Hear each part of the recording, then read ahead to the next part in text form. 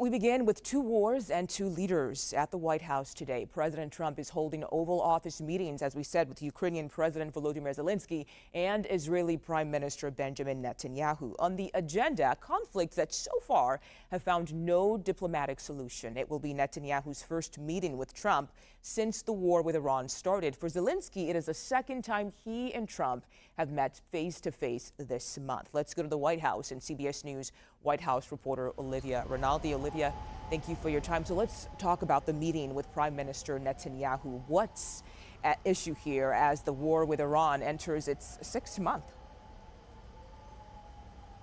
Well, Mugo, it's good to be with you. Netanyahu actually just arrived. I don't know if you can hear the sirens behind me right now, but he did just arrive here at the White House for his meeting with President Trump. They are expected to talk certainly about the war in Iran, which has been entering its sixth month now, really, for a war that the president said would last between 4 to 6 weeks. And most recently, the ceasefire between the U.S. and Iran really fell apart, and the U.S. has begun to strike Iran again. For 13 straight nights, the U.S. hit Iran. But what we didn't see was Israel take part in those attacks. Part of the reason why is because the president said that the U.S. could go at it alone, that they didn't need these Israeli help in those strikes against Iran. This also comes, the ceasefire falling apart, as President Trump and Netanyahu's relationship has become a bit frayed. And part of the reason that has become frayed is because of southern Lebanon. We know that Israel and their military have gone into southern Lebanon to fight Hezbollah, and President Trump says that has continued to be a major sticking point as they've been trying to get these ceasefire negotiations ongoing with Iran. So a very delicate dance that they're going to have to do today, certainly talking about those ceasefire negotiations. There's also the issue of new Iranian sanctions that they are expected to talk about today,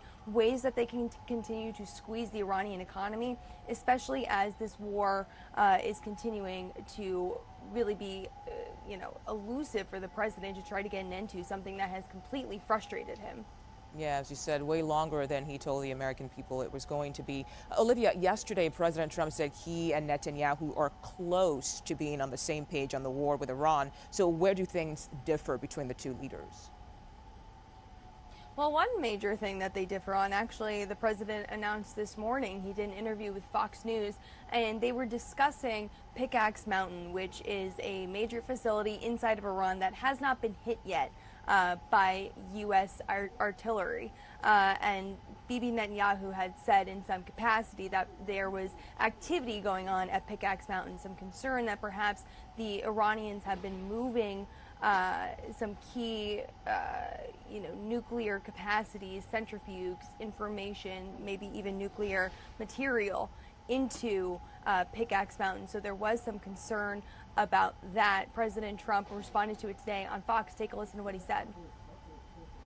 Well, I don't need Bibi to tell me that. Bibi's telling me that because he wants me to stay involved. I mean, I don't necessarily.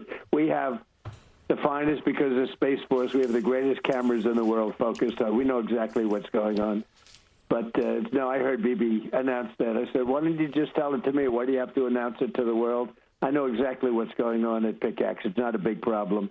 We took out their nuclear sites, and we'll have to take out Pickaxe if we don't make a deal. If we don't make a deal, we'll take it out very easily. So you hear him there kind of airing that frustration out with Netanyahu. Why does he have to talk to the world about Pickaxe Mountain and potential activity around it, knowing that that's certainly something that the press will then ask the president about, potentially asking if that's a new target that they're going to make, and President Trump saying, I wish you would just talk to me about it instead of announcing it to the world. This continues to be a frustrating relationship between the two countries, or between the U.S.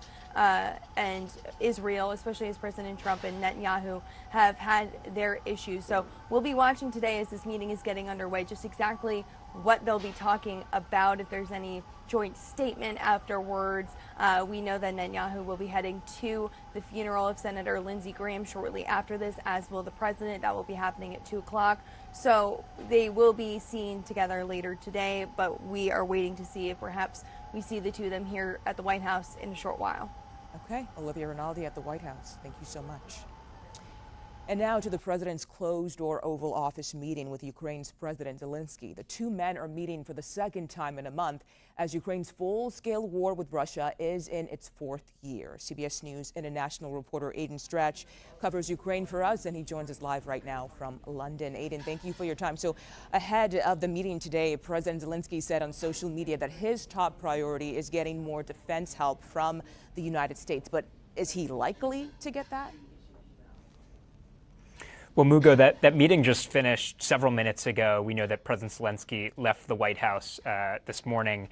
We haven't gotten a readout of the conversation itself, but I can tell you what officials told me going into the meeting, what Zelenskyy was going to ask for, and the likelihood of what they were going to get from it. At the top of that list is defenses against ballistic missiles, against Russian ballistic missiles. Ukraine has world-class drone interceptors that have gotten defenses of Russian drones up to 95% in terms of interception rates. But what they haven't had often is an effective defense against Russian ballistic missiles. The premier system that defends against these missiles is the American-made Patriot air defense system. President Zelenskyy had previously gotten President Trump's support for Ukraine to build some of the PAC-3 interceptors, which are shot from these systems to intercept Russian ballistic missiles. And what Ukrainian officials told me going into this meeting is that he's expected to ask Trump to move things along and also inform President Trump that Ukraine is doing a lot on the ground to develop their own interceptors for these systems, as well as more drone interceptors, which have already been sent to the United States. So you're talking not only about what Ukraine is going to receive from the United States, but we're also expected to get updates on how much defense help Ukraine is going to be sending to the United States moving forward. Okay, so Aidan, as you just explained for us there, we know President Zelenskyy is going to be asking for more military help. But is that ultimately a sign that we are now further away from seeing Ukraine and Russia just basically come back to the negotiating table to find a way to end this war diplomatically? Well, I wouldn't necessarily read it that way. I think there's sort of two theories here. One is that if the United States and other Western partners enable some of Ukraine's recent progress in striking deep inside Russia, that could actually encourage Russia to come to the negotiating table. So as we're seeing authorities in Russian-occupied Crimea cut off gas sales to civilians, as we're seeing refineries and supply warehouses around Moscow in flames, the idea there is that potentially there's more distress and opposition to this war in Russia, which would force Putin to come to the negotiating table. Of course, the other theory, as you point out, is that this escalates a broader conflict. So right now, it's hard to say which one of those will pan out, but I wouldn't necessarily assume that more weapons going to Ukraine, more Ukrainian strikes would necessarily mean an extension of the war. Okay, Aidan, thank you so much for your insight today. We appreciate it.